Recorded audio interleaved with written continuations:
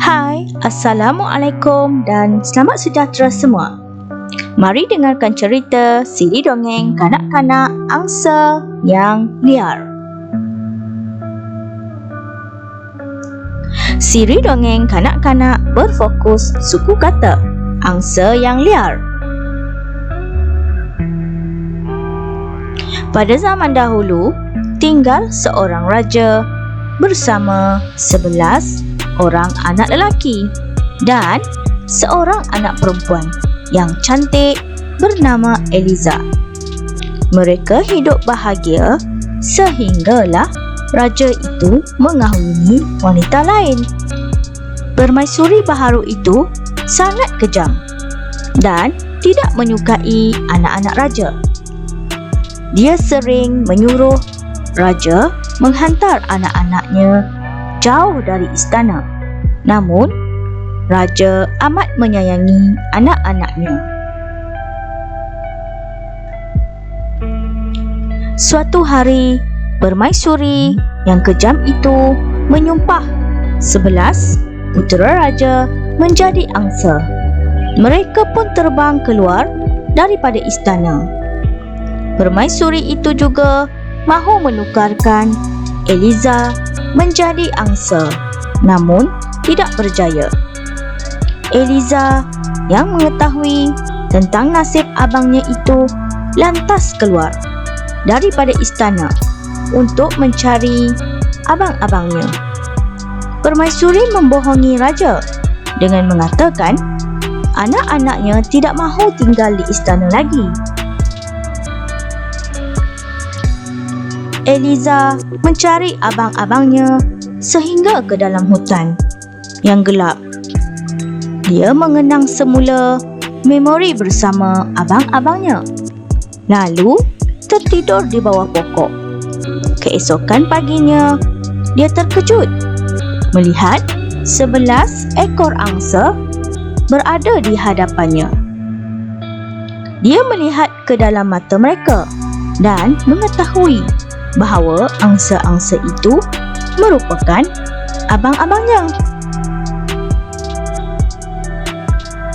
Eliza menangis kegembiraan sambil memeluk angsa-angsa tersebut.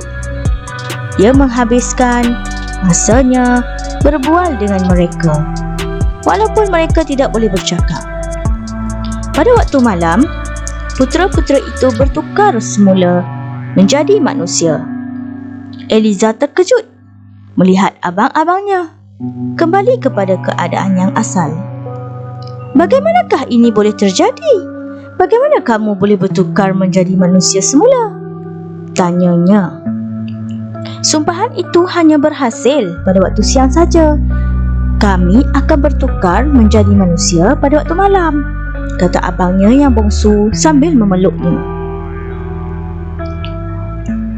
Kegembiraannya hilang pada keesokan paginya apabila kesemua abangnya bertukar menjadi angsa semula. Eliza berasa sangat sedih dan mula merayau-rayau di dalam hutan.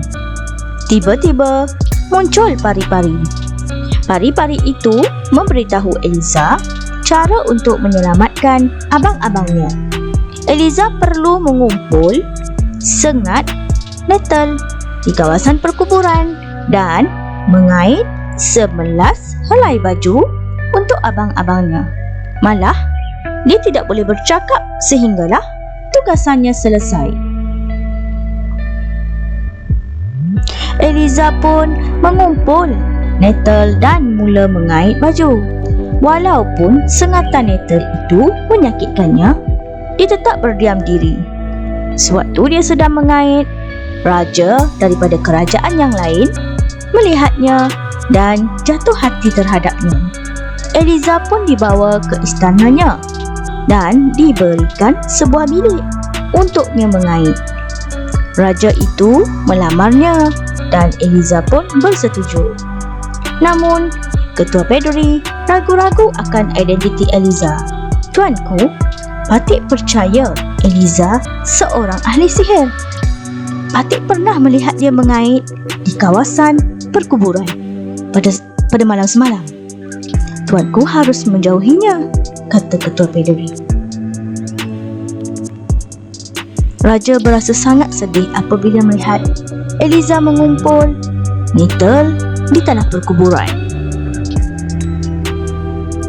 Keesokan harinya, berita tentang Eliza tersebar luas di seluruh kerajaan.